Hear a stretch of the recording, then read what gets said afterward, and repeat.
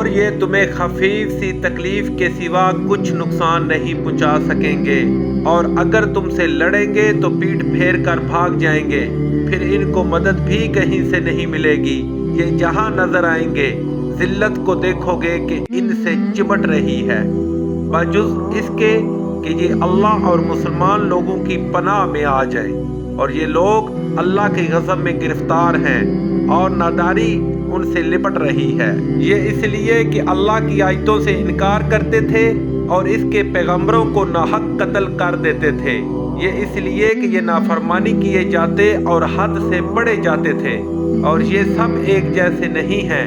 ان اہل کتاب میں کچھ لوگ حکم الہی پر قائم بھی ہیں، جو رات کے وقت اللہ کی آیتیں پڑھتے اور اس کے آگے سجدے کرتے ہیں، اور اللہ پر اور روز آخرت پر ایمان رکھ اور اچھے کام کرنے کو کہتے اور بری باتوں سے منع کرتے اور نیکیوں پر لپکتے ہیں، اور یہی لوگ نیکوکار ہیں۔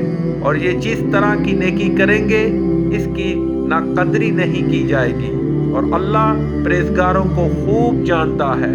جو لوگ کافر ہیں ان کے مال اور اولاد اللہ کے غضب کو ہرگز نہیں ٹال سکیں گے، اور یہ لوگ اہل دوزخ ہیں کہ ہمیشہ اسی میں رہیں گے۔ اور جو مال دنیا کی زندگی میں خرچ کرتے ہیں اس کی مثال ہوا کی سی ہے جس میں سخت سردی ہو، اور وہ ایسے لوگوں کی کھیتی پر جو اپنے آپ پر ظلم کرتے تھے چلے اور اسے تباہ کر دے، اور اللہ نے ان پر کچھ ظلم نہیں کیا بلکہ یہ خود اپنے اوپر ظلم کر رہے ہیں۔ مومنوں، کسی غیر مذہب کے آدمی کو اپنا رازدار نہ بنانا۔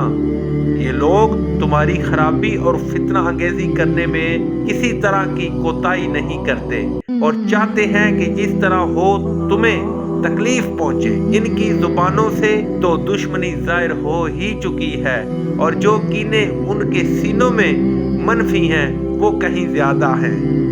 اگر تم عقل رکھتے ہو تو ہم نے تم کو اپنی آیتیں کھول کھول کر سنا دی ہیں۔